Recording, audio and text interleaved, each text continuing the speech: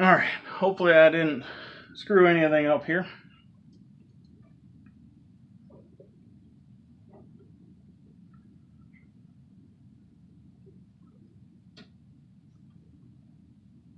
Okay, so I'm working on a TV dinner stand with a cheapo phone hanger from Amazon to try and show some different Glock triggers tonight, specifically for trash can possum.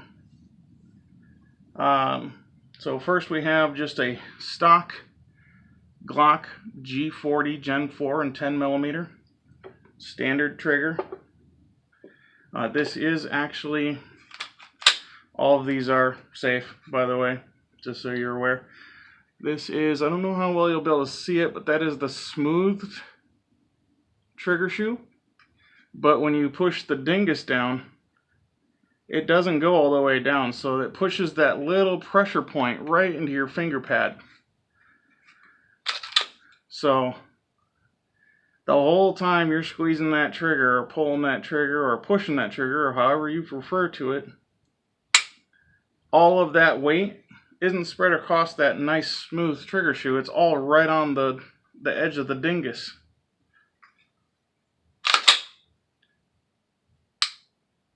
And the stock Glock trigger isn't that bad. It really isn't as bad as people say it is. The only thing that bothers me about it really is the feel of the face of the trigger shoe. Lots and lots of take up, lots of stacking, no defined wall. And then it just breaks. Just all that.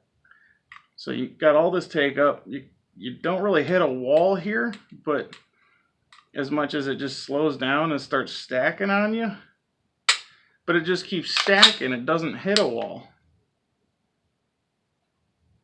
It just keeps stacking until it finally snaps and breaks and pulls and the shot rings. So not ideal by any means. The reset's not terrible.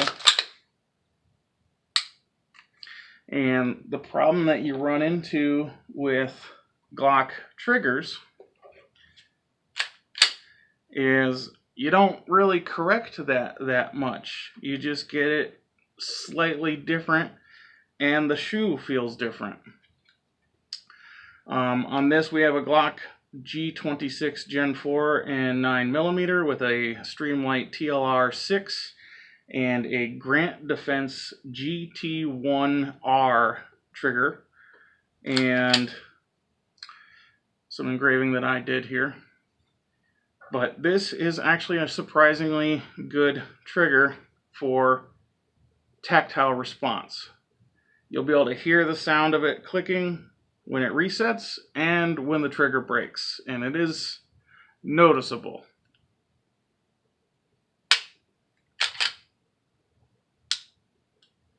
So there's less take up before you start to get to your stacking, and there's less stacking once you get to the stacking. You get that nice, not quite a wall, just the stacking starts. And then I would say this one is almost, this is actually one of the better triggers now that I've played with it a little bit more and shot this gun a lot more in the recent past. It is filthy right now though.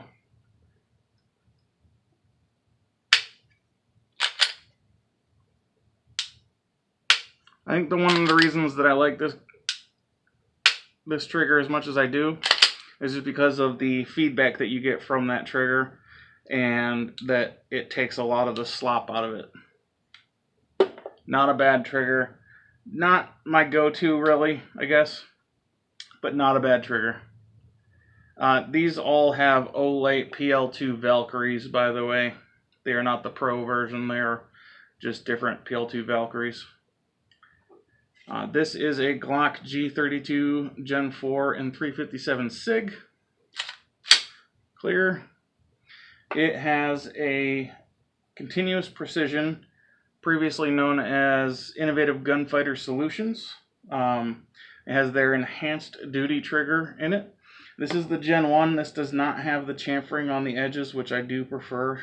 I have tried some of their newer triggers, and it is a little bit nicer with the chamfering and the serrations there. But on these two, and with this one here that we'll get to, the dingus, the little safety there, it doesn't protrude while you're pulling the trigger. It goes exactly where it's supposed to, completely inside the trigger shoe.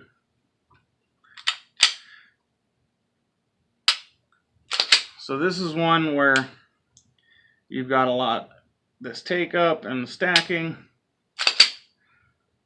but the way that this feels, it's almost all just light stacking. These two have pretty heavy stacking. This one's the heaviest by far.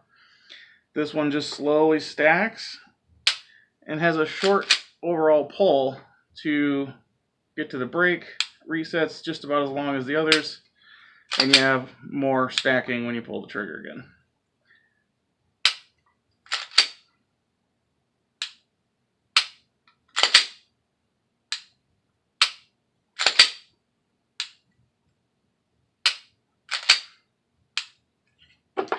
Again, nice audible tactile clicks on the trigger break and the trigger reset. Finally, here we have this god-awful gun that I have run to shit. This is my competition Glock G19 Gen4 and 9mm. More laser etching, has Cerakote, has the continuous precision night sights on it. Yeet cannon, of course, you call it what it is. This is the ZEV Technologies Fulcrum Adjustable Ultimate Trigger with all of the internals that come with it. This is an ARC division comp, which works really well. I like that a lot, actually. This is an interesting little gun, and it has around 20,000 rounds through it or so. And my kitchen table gunsmithing job here for the undercut, which makes a huge difference. But we're here for triggers. So you can see that dingus goes in nice. There's nothing to worry about there. It's a smooth faced trigger. All take up. Starts take up, starts stacking here, and then you break.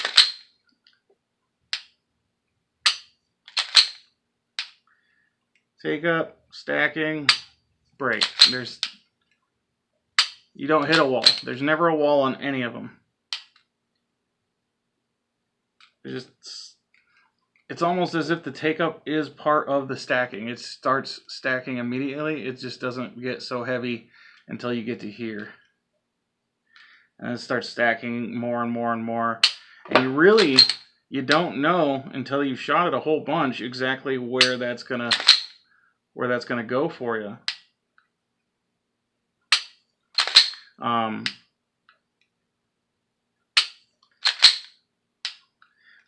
This is probably the best trigger out of any of these, just because it has so much work done to it on the internals and everything else.